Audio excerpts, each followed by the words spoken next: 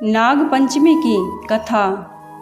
एक नगर में एक सेठ जी रहते थे। उनके 7 बेटे और 7 बहुएं थीं।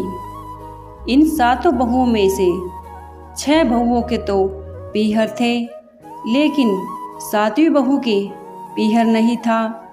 जब वह गर्भवती हुई तो उसे घेवर खाने की इच्छा हो रही थी। उसके पीहर नहीं था तो उसने एक घेवर चुराकर पानी भरने गई, तब ले गई। वहां जाकर पेड़ के नीचे घेवर रख दिया और सोचा कि पानी भरकर आराम से घेवर खा लूंगी। जब वह पानी भरकर घेवर लेने गई तो वहां घेवर नहीं मिला। उस पेड़ के पास एक बांबी थी, उसमें एक नागिन रहती थी। वह नागिन भी उस समय गर्भवती थी। घेवर को देखकर नागिन की इच्छा उसे खाने की हुई और उसने घेवर खा लिया। उस नागिन ने सोचा कि यदि साहूकार की बहू मुझे गाली देगी तो मैं उसे डस लूंगी, और यदि कुछ नहीं कहेगी तो इस बिना पीहर की को पीहर दिखा दूंगी। साहूकार की बेटे की बहू ने कहा कि शायद कोई मेरी ही जैसी होगी जिसने यह घेवर खा लिया होगा। ऐसा सुनकर नागिन बहुत खुश हुई और उसने अपने बेटों से कहा कि तुम इंसान का रूप बनाकर जाओ और साहूकार के बेटे की बहू को लेकर आओ। नागिन के बच्चे इंसान का रूप बनाकर साहूकार के घर चले गए। वहां जाकर उन्होंने कहा कि हम हमारी बहन को लेने के लिए आए हैं। तब सास ने कहा कि पहले तो कभी नहीं आए, इतने दिन कहाँ थे? तब उन्होंने कहा कि जब हमारी बहन का जन्म हुआ तब हम नानी के घर थे, और शादी हुई तब हम परदेश कमाने के लिए गए हुए थे। उन लड़कों ने बहुत सारे कपड़े, गहने और मिठाइयाँ बहन के सास और जेठानियों के लिए ले गए थे। सास बहुत प्रसन्न हुई और जेठानियाँ उसे देखकर जल कूद रही थी। सास ने बहू को उसके साथ में भेज दिया। बांबी के पास जाकर उन्होंने कहा, बहन, हम नाग हैं। उस दिन जब तुमने पेड़ के नीचे घेवर रखा था तब तुम्हारा घेवर हमारी माँ ने ही खाया था। उन्होंने तुम्हें अपनी बेटी माना है, इस नाते से तुम हमारी बहन हुई।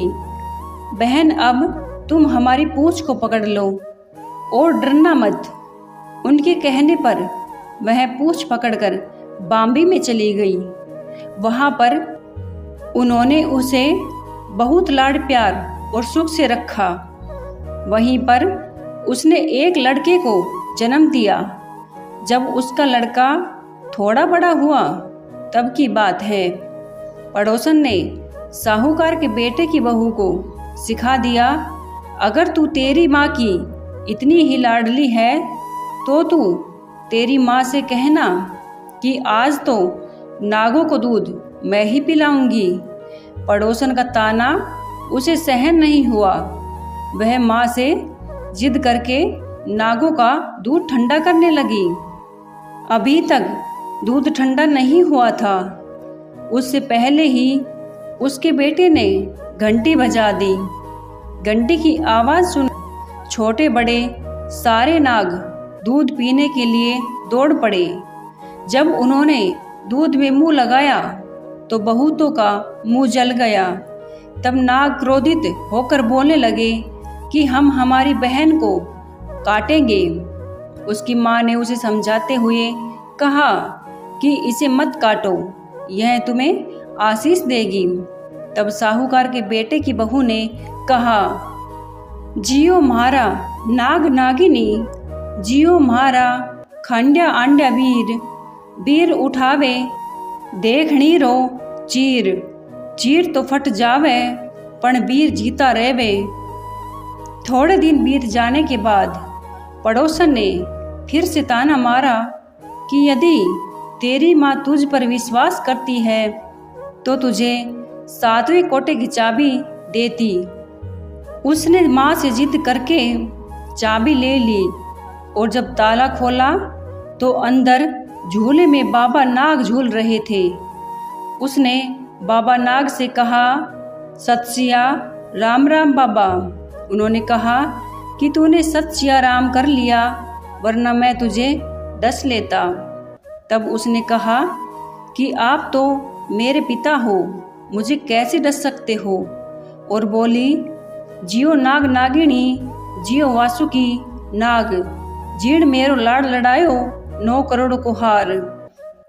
नाग देवता ने उसको 9 करोड़ का हार दे दिया।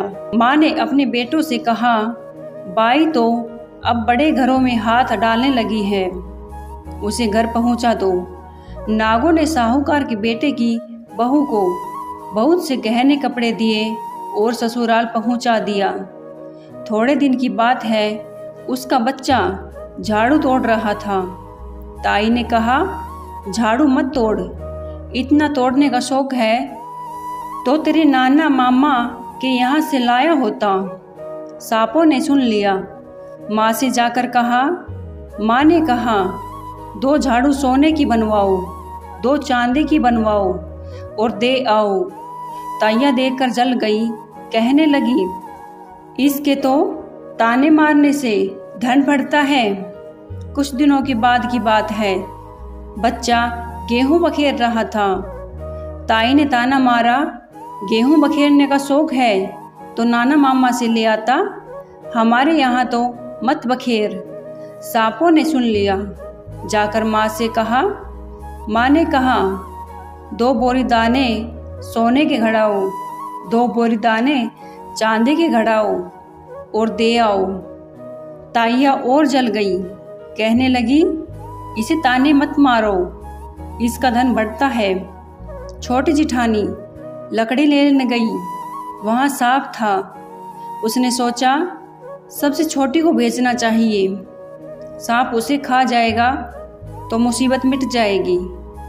छोटी बहू लकड़ी लेने गई तो वहाँ सांप बैठा था। बोली, भैया राम राम। सांप ने झट से बिछुए दे दिए, पहनकर छमछम करती चली आई।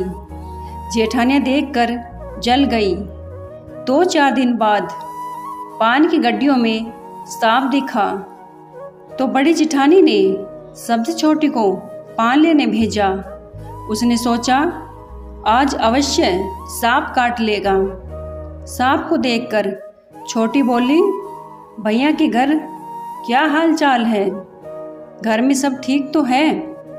सबको मेरा राम राम कहना। सांप ने मुंदड़ी पहना दी। जिठानियाँ फिर जल कूद गई। उसका पति दुकान से आया, तब सिखा दिया कि तेरी बहू के तो सांप और बिच्छू से दोस्ती है। साहूकार का बेटा अपनी बहू से रात को कहने लगा, सच सच बता, सांप बिच्छू तेरे क्या लगते हैं जो तुझे काट खाने की बजाय गहने देते हैं? बहू ने कहा, वो तो मेरे भाई भतीजे लगते हैं। फिर उसने सारी बात अपने पति को बताई। पति ने कहा, तो क्या तेरे भाई भतीजे तुम्हें ही बुलाते हैं?